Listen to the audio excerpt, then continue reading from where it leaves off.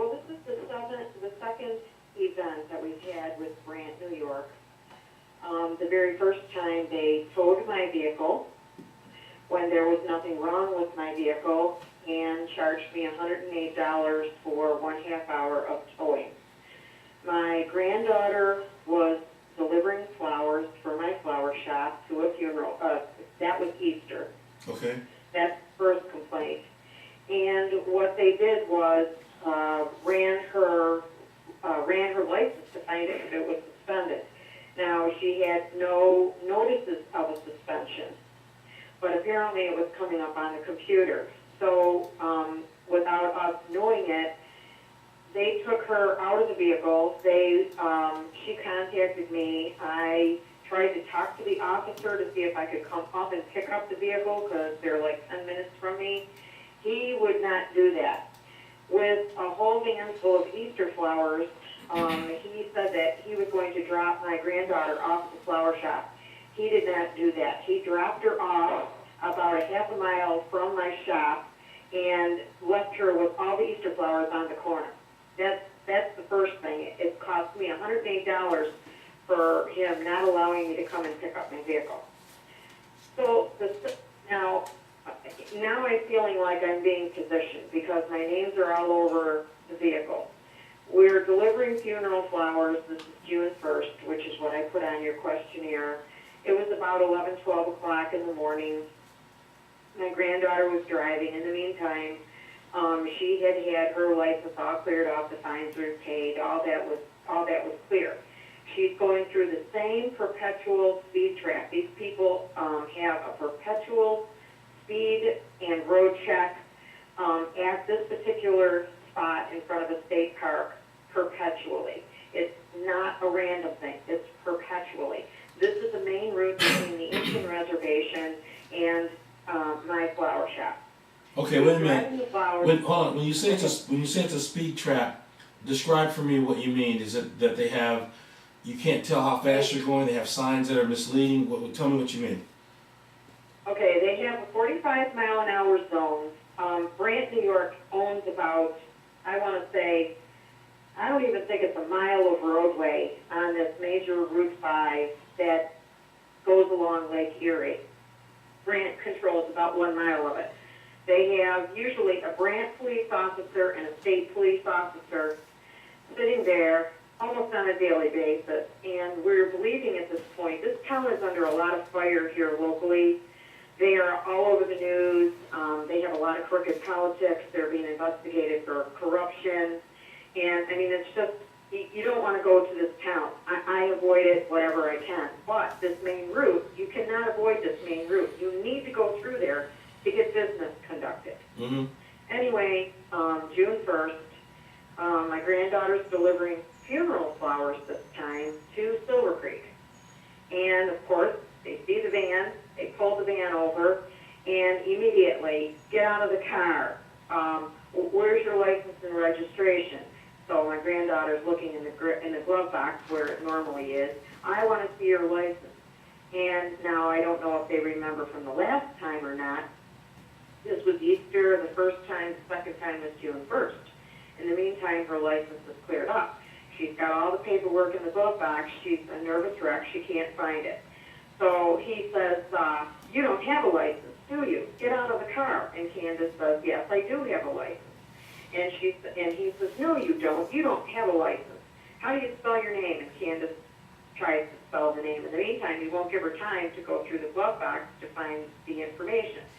So he pulls her out of the car, and he says, you're lying to me. You don't have a license. You're driving without a license.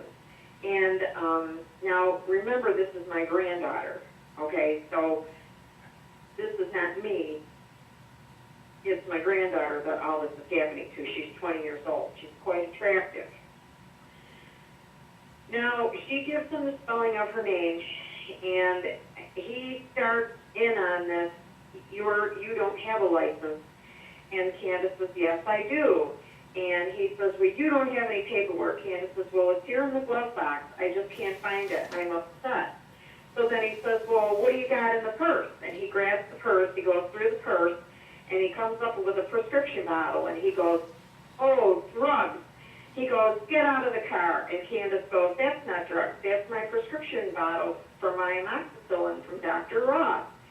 He goes, get out of the car. So he rips her around, tells her to turn around, and the way he tells her to turn around and spread her legs, there is no female officer there. This is a child that's already been sexually molested.